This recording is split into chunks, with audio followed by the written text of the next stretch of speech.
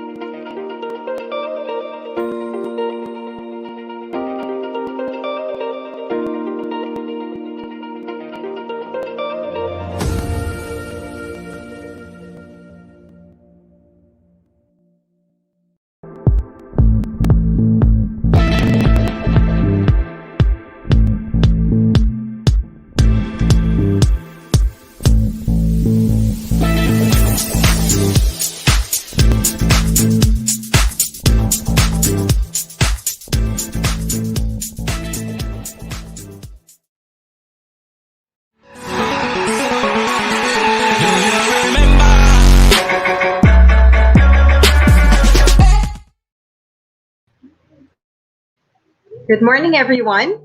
Welcome to Fortrust TV. Thank you for joining us today. For those that missed our first episode where we had guests and friends from Australia tell us about their lives in during COVID-19, today we have our friends from Canada who will join us today just to give us a glimpse of what they're going through and how the Canadian government is handling the situation and some of their personal experiences. So for a change, today you won't hear me talking too much, but to get this started, I'd like to introduce Mr. Suraj Shah. Hi, Suraj. Hi, Chrisel. Is my audio okay? Yes. Can you hear me? Okay, that's fantastic. Hi, everybody. My name is Suraj, and I'm from Thompson University, located in Kamloops, British Columbia. Welcome you all to this session and hope we can have a great conversation today. I'm excited for this. We have Junko Leclair. I Hi, believe you Junko. can hear me now. Yes. Hi everyone. My name is Junko Leclair, and I'm from North Island College. We are on Vancouver Island, so west coast end of Canada. And I'm really excited to be here, and especially my pleasure to be here with our friends in Philippines and also friends in Canada. We have Shayne Tac-an. Hi, Shayne. Hi, Chrisel. Is my audio okay? Yes.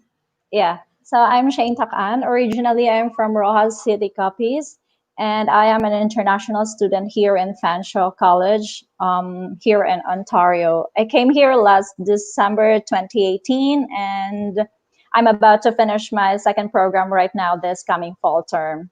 Have fun, guys. Thank you, Shayne. We have Aaron Simon. Hi guys, my name is Aaron Richard Simeon. I'm from Caloocan City. I just finished my first program at Seneca College, Business Analytics. Currently residing in Saskatchewan and working as a store supervisor for Tim Hortons and assistant team leader for Dollarama. Currently on my All right. postgrad work permit. Yeah. Oh, great. All right. So at least we get how do I say this? Different points of views. Everyone's at different stages in their visas, or we also have Suraj and Junko who are citizens or residents of Canada, so we'll be able to get like a well-rounded feedback, I guess. So before we start, though, I'd like to say thank you. I know it's late in the evening there in Canada, so thank you for taking the time to join us. So we'll try to keep this short and sweet.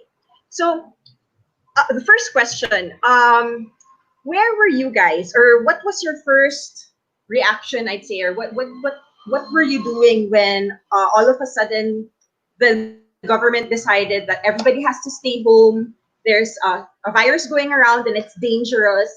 Um, Here in Manila, there was a great sense of panic, to be honest. Everyone was hoarding food, medicine, everything that we could. We tried to stockpile and really stay at home. So I just want to get what your experience is. So maybe we could start with Junko.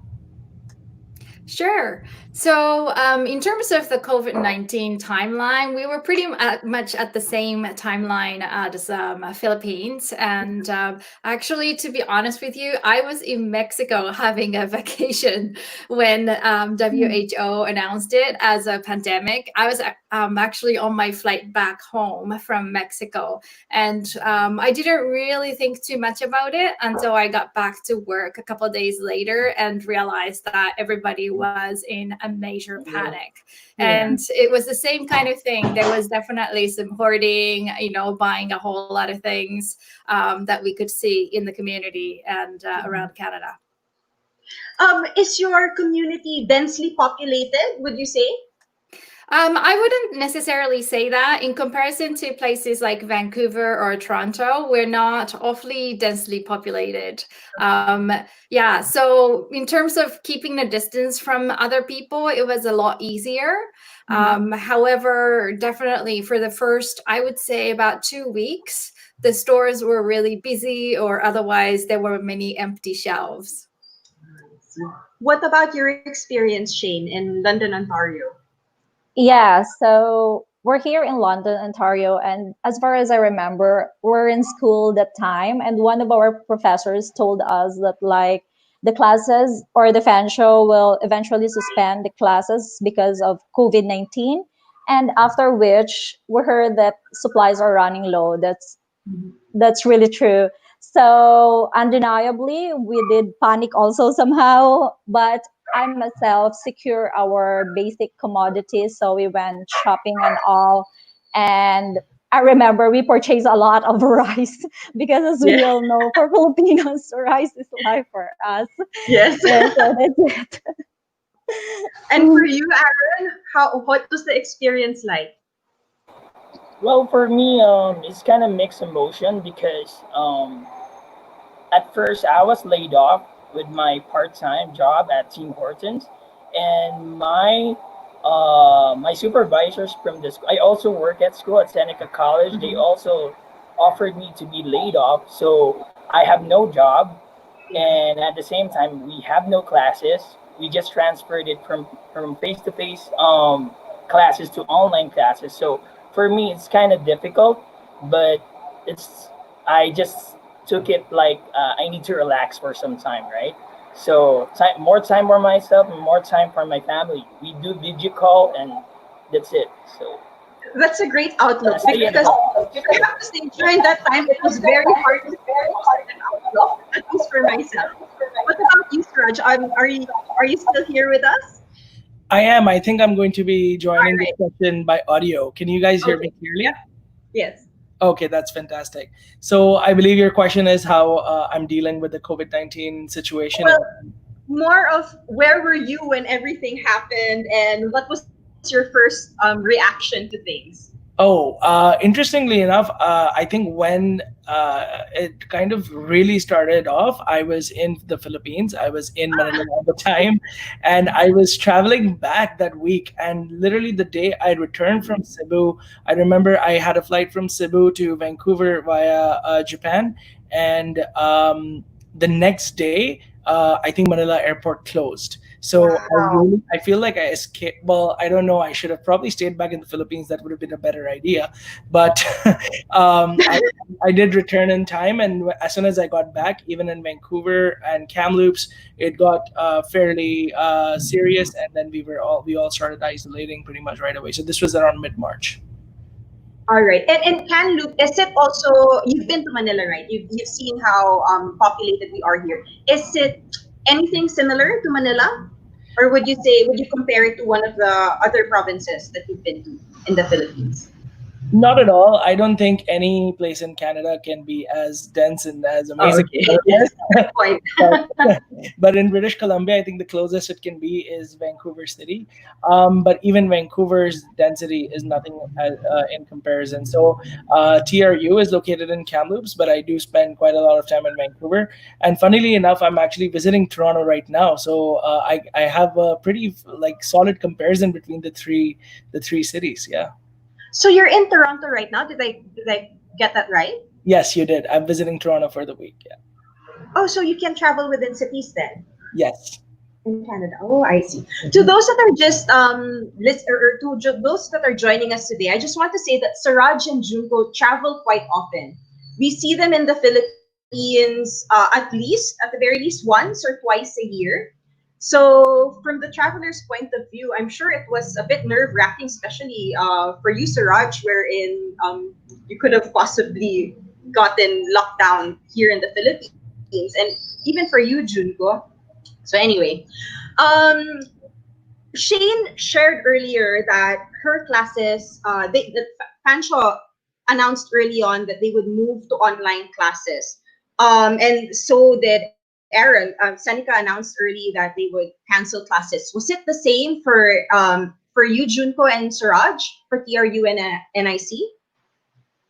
Yeah, I can answer first, Suraj. So I believe that for most of Canadian institutions, we switched over from in-class instruction to online instruction in the week of March 23rd or somewhere around there. Mhm. So we didn't actually cancel any of the courses. We just allowed some time for our instructors to adjust the teaching mode and also the curriculum to online learning, and we try to make sure that we're still able to provide the courses until the semester's end.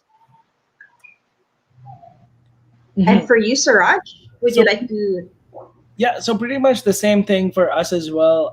We pretty much switched to virtual delivery right away, and we do have a pretty large campus community. We have about 16,000 students in total, so that was definitely a matter of concern as how to deal with that. But I guess TRU, one of the divisions we have on campus, is our open learning division. We've been delivering virtual delivery courses for, I guess, over more than 2 decades. However, this was different, right? This was not just online delivery where you provide material to the students and say, "Hey, study yourself." This was more like the teacher teaching via Zoom and through all the different software. So I think students adapted, faculty adapted, and I think everybody took like 2 to 3 weeks. But it seems like Okay. it's a new way of learning now. Yeah. 2 to 3 weeks doesn't sound so bad. I guess for everyone, I'd just like to share that we also process visas. We have students in Australia and New Zealand, so we have different points of views from different countries, and it's good to hear that within 2 to 3 weeks, everyone was able to adjust. For Shayne and Aaron, was it the same? Did it take around 2 to 3 weeks for classes to resume online? Oh, can I answer first? Yeah. Actually, in Go our ahead. case, the same thing. Um, we immediately switched to online because, as far as I remember, our final exams are all online. So we need to finish the final exam through our online. And then eventually, all face to face classes are shifted to fall intake Okay. because in the face to face they need placement, so it's not safe for example for PSW to go to home care facilities and to do the placement. So that's why they opted to take our intake this coming fall. So but those classes for summer classes that requires only online modules, Yes, so they go on with the they summer pushed through. class. All right. How did you here in the Philippines, we're used to a lot of face-to-face teaching. We don't really do a lot of online classes. This is fairly new to us. So, Aaron, when they started shifting to the online world, how was it for you? Well, for me, it's really difficult because I'm used to face-to-face classes, seeing my prof in person, talking to my classmates, my seatmates, everyone in school. Because I also do work for the campus, so the tendency and the effect on me is right. It's really difficult for me to adjust at first, but slowly but surely, it became a norm for me. I was able to adjust, and it seems like that everyone should adjust with the situation. So um, we're used to it. The final exams, the all the because I'm taking business analytics, we have Mm-hmm. different kinds of programming. Um, what you call this? The project, the final project is about the capstone. We need to present it online, Yes. so um, it's pretty well good. Well, it's pretty well good. Like It is a big we adjustment going from face to face to online. Even let's say when we have our regular webinars, it's so difficult not knowing if the people out there really listening to you, or yeah. is there anyone out there. You just feel like you're talking to yourself most of the time. So anyway, as international students, did you feel that you were supported by your institutions? Because this is really Uh, important. yeah. Actually, because I'm working at the campus, they still giving me salary even though I don't work physically, and at the same time they have provided me a $250 COVID fund, and they also supported me when it comes to the food bank. So it's really, Wow. really helpful in my case because I'm living by myself, and Yeah. I'm trying to cope up with the situation, and that's it. With the support of the institution, support of co-Filipinos within the neighborhood, within the Mhm. vicinity, I was able to survive the COVID-19, pandemic problem. That's great. And for you, Shane, how was it? Oh, Did you? for Fanshawe, Yeah. actually they gave assistance, but it was first come first serve basis. So each student received $500. You need to apply online for that, and then also Fanshawe gave students with regards to tuition fee at least I think 1 month before the deadline. So and then I heard this summer Fanshawe refunded almost $700 for students who are in summer intake right now. So the Mhm. same thing. Food banks here in London are very supportive. They allow international students to get some food, and they gave an ample amount of food such as meat, vegetables, or even rice. Same as well, Filipino communities here. That's great. That's really great to hear. to hear really that the help Filipinos are international helping each other. students. So, like Filipino communities here, some are from Toronto. They travel all the way here in London, and then they gave the food personally to every international student who needs the most. That's amazing. Actually, one of the things that I think is amazing about all this, and there's very little, that you can really find amazing about our situation, is how people pulled together and pool the resources to make sure that everyone's okay. And I think for Filipinos across the globe, we've been talking to people in Australia and New Zealand. This is one thing that has stood out. Even international students helping out international students. So thank you to everyone that's helping each other. Anyway, for Junko and Suraj, what support were your institutions able to provide to their international students, or even guidance? Junko, would you like to start? Sure. So for our institution, we are looking at a much smaller number of international students. So we have just about 450 international students. Having said that, one of the things that we wanted to make sure was that they were safe and also they were financially secure. Those were the two main concerns that we had. And so what we did was, instead of just figuring out the funds that goes out, first figured out what the needs might be and how students are doing.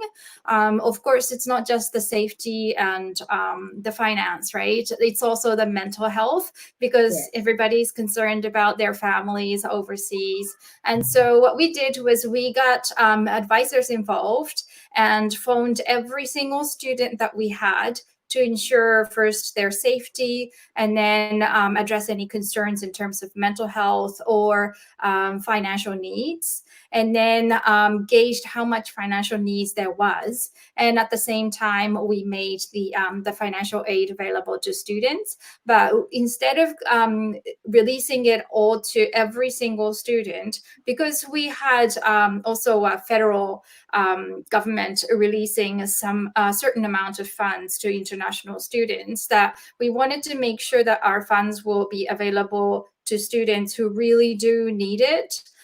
So that those students that don't qualify for federal government incentive can tap into the college funding as well.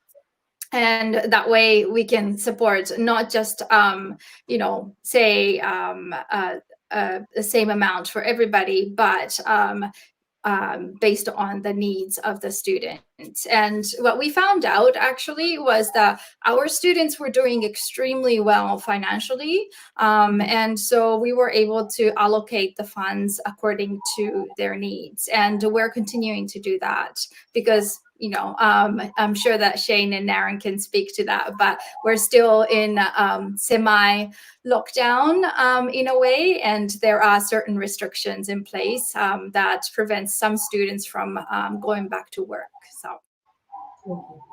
And Suraj? So similar to what Junko mentioned, we pretty much assessed the needs of our current students as well. We called all of our students. What we did see was a lot of our international students work in the front lines, and they were actually taking a lot of critical jobs. And I think that's something that I really appreciate. And I want to thank the international student community for doing that for Canada, because we saw international students everywhere working. So we didn't see many layoffs significantly. However, of course, the serve from the government was definitely helpful. We did release a COVID relief fund of up to $2,000 for every new international student for fall 2020 semester. Yeah, so for all our undergraduate as well as post-baccalaureate diploma students, we invited students to start with us this fall, and we offered them a COVID relief fund of up to $2,000. Wow, that's a big sum, I have to say. Mm-hmm. Junko, you mentioned that not you didn't only prioritize the financial need of the students, but mental health as well. And in this time, we here in the Philippines, it's been more than 100 days that we've been at home. And as I said, the first few weeks, everybody just curled up in the fetal position and just was not sure what was going to happen. What kind of mental health programs were there? We always had a mental health program that was established within our institution. And so they were already in place to help students. But we also have the newer mental health initiatives that's coming from the provincial government that students could tap into. So depending on what their needs are, we were referring students to the correct people. Sometimes they needed more of a support from immigrant welcome centers. They might have needed more professional support. So it really depends. But one thing you have to think about is that students, like you said, initial reaction is, oh, what's going to happen? And then you kind of sit tight and watch. But then at the same time, many of our students were taking courses during the summer. So then the online learning stress comes in, and then, the concern for the families come in, and then concern for their friends in other places. And so it's really compounding, right? And then there is a part of them that really want to go home and see the family, but they can't. And so, and that continues on. And our hearts definitely go out to international students. I do have families overseas as well. So, we're doing our best to continue supporting and staying in touch with our continuing students. We'll actually touch up on that later on, or bring that up later on about how it is, being away from your family. But it was also mentioned that restrictions were put into place. Shane and Aaron, would you like to share what restrictions the Canadian government I asked everyone to comply with at the start of the pandemic up to now? Let's say, has there been a change of restrictions? I think you're on mute, Shane. Actually, right now here in London, we able to open the phase two right now. So actually there's no restriction anymore at the parks, beaches, so we're able to spend outdoors right now. But one thing for sure that we need to comply is that we need to wear mask all the time. And then for instance, in the buses, you need to maintain the social distancing. So that's two important things that you need to comply. And then, of course, still, if you are working in essential establishments, still there's no dine-in for restaurants. And the malls are now open. So one by one, there are shops that you need to enter at least 10 shoppers inside. So you need to fall in line and wait for your turn. So those are some restrictions. And the camping areas right now, there are a little bit of restrictions. And of course, you need to maintain at least 10 members of the group. And there are a lot of police roaming around, to remind you that still you need to comply the rules and regulations, since we That's are good. in phase two right now. Yeah. Aaron, you're located in Toronto, right? 2 months ago, I was I get located that. at Toronto, I see. but Okay. I came in Saskatchewan last May, Saskatchewan, middle of yes. the May. Right. Yeah, Okay. and before I transferred to Saskatchewan, I did a swab test for COVID, and praise the Lord, I was negative. So, Yes. because I'm also thinking of people that will be with me here in Saskatchewan, so I took the risk, and the swab test is free from the government, and luckily Wow. and fortunate enough, I was negative, and before I uh, before I came to Saskatchewan, I make sure that I am negative with COVID. I have a Yeah. question. Was the swab test? Do you have to show symptoms for you to be able to take that swab test? Actually, Or you back just then have it? I'm experiencing headache. That's why Okay. I took the chance to have a swab test, and I decided because I also know someone who had COVID-19 Mm-hmm. within our vicinity, within our neighborhood. So that's why I took the risk to do the testing in a facility in Toronto before I went to Saskatchewan. Nice. Was everyone asked to stay at home at the start of this all? Could Yes, definitely. literally There not is leave the house. Could you leave the house to get groceries and let's say medicines, or was it yeah, only really for essential, only for just for essential essential services? things like buying food or buying medicines. But er, aside from it, you're not really, you know, you can go outside, but it's your for your own risk. If you're Okay. gonna mingle, if you're gonna talk to someone, it's gonna be difficult because you never know who you're gonna talk with. Maybe has COVID-19. So that's how the government implemented social distancing. And Shane is right. There is a somewhat. If you go inside a mall, if you go inside the Shoppers Drug Mart, there should be at least minimum of 10 people inside the store. So Yeah. there So there are restrictions. very similar also. And did everyone comply? Oh, yeah, I think so. Absolutely. Yeah. I don't, but here in Saskatchewan, everyone complied. But in Okay. Ontario, people there are different. So I can say that they're not really complying 100%, but Okay. if I'm going to compare, people here in Majority. Saskatchewan are better in complying. Yeah. Okay. And Junko and Suraj, in your community, did everyone comply? Or let's say 90% of the population complied with what the government was asking you guys to do? Definitely, I think we saw that come through really well for British Columbia, and British Columbians Mhm. did a fantastic job. Our curve flattened and went down fairly quickly. So BC is now in the third stage of reopening, and things are getting back to normal fairly quickly. We're two steps ahead of most specifically other provinces within Canada. So that's I think one of the main things in BC is how cautious everybody was right from the very beginning, and we saw that come through very well. All right. But by the way, before we move forward, I ask the next question, before we move forward, I'd just like to, for those that just tuned in, my name's Chrisel de Leon. This is Fortrust TV. If you have any questions, just leave it in the comment box, and we'll get to those questions later on because I believe there are some coming in. So there. Next question.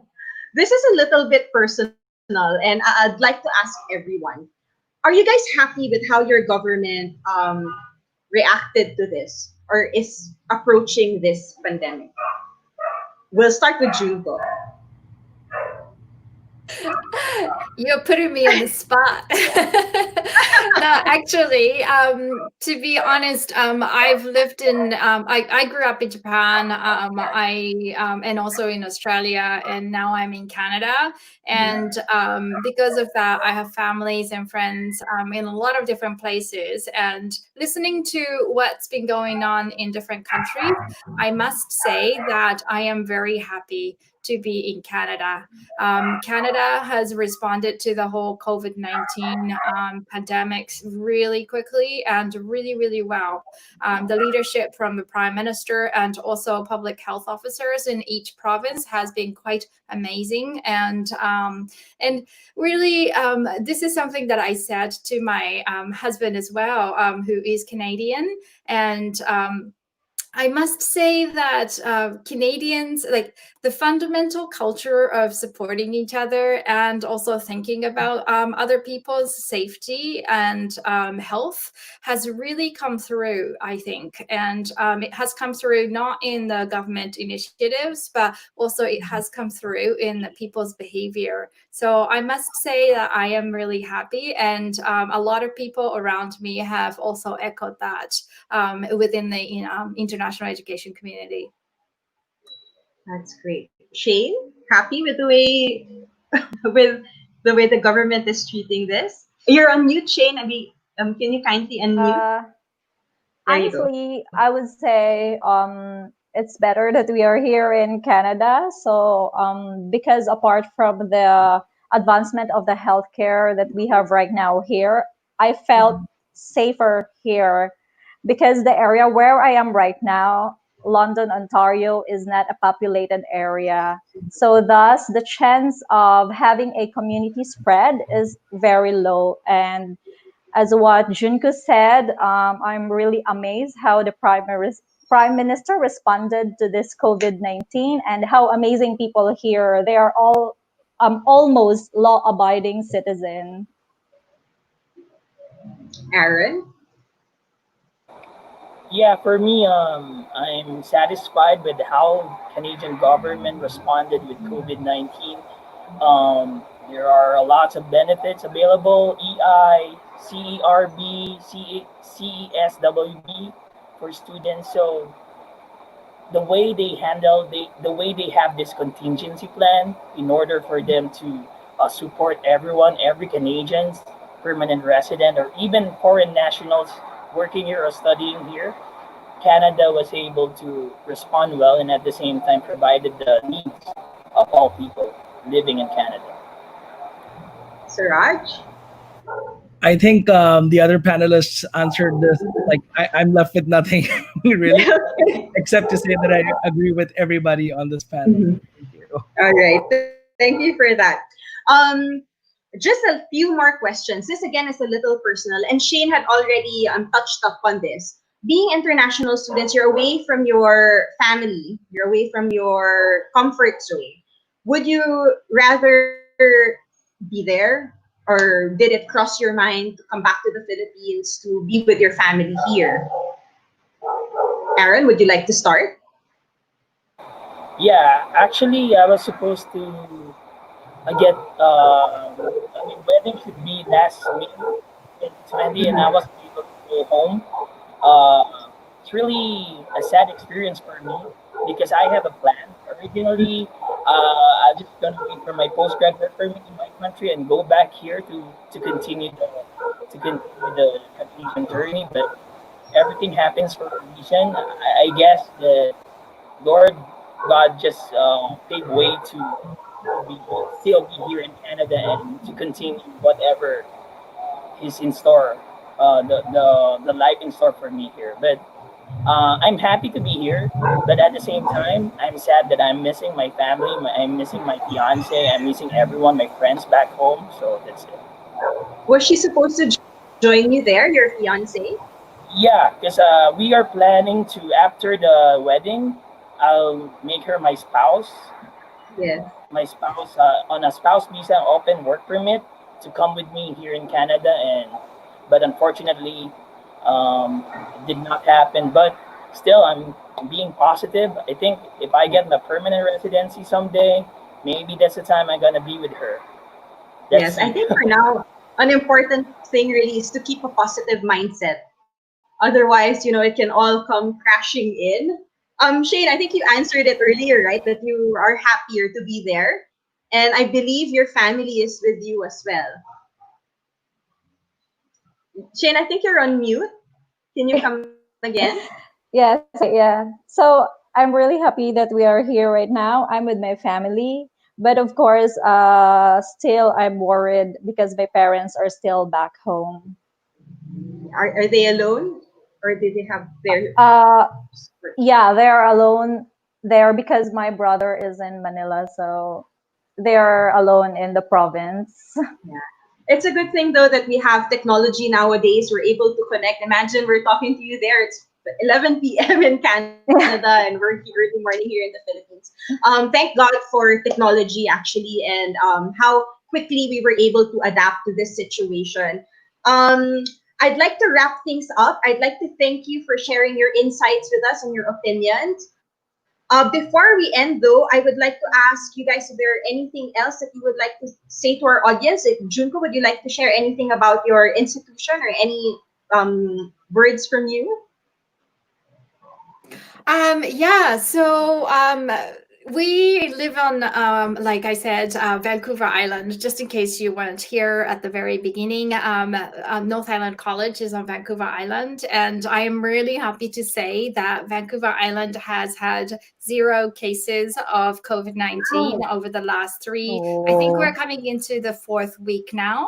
wow. Which is fantastic, and everybody is really slowly going back to um, rather normal Yeah. way of living now, which is great. We are, though, still maintaining our social distancing, and because of that, all of our schooling will be online for the September term. Having said that, we are still accepting students to start online with us in September, and then we have January and September intakes open for the future 2021 intakes. So if you are interested in it, then we actually have an open campus day with Fortrust coming up on, I believe, July 11th, if I'm correct, if I've got the schedule right. No, July 12th. It would be great if you could join, and some of our faculty members will be joining as well to give you a sneak peek of the classes in some of the disciplines. And that's a great opportunity for Filipino students to explore what there is to offer before actually committing to it. Yeah, Suraj, any indeed. yes, any words from you, Suraj? For sure. So first of all, I apologize. I don't have my video running today because of internet issues. But thanks for bearing with me. And I invite you all to explore Thompson Rivers University. We're located in interior British Columbia. We have undergraduate bachelor's diplomas, master's, and post-baccalaureate diploma programs in several different areas like business, hospitality, tourism, nursing, lots of different areas. So check us out. Just go to YouTube and search Thompson Rivers University and take a look, and then connect with Fortrust, and I'm sure they will help you with a lot more information.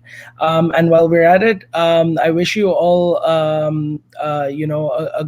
a very healthy time during these tough times, and I hope you take care of yourself and your families. Lots of love from here in British Columbia, and hope you guys remain safe. Thank you.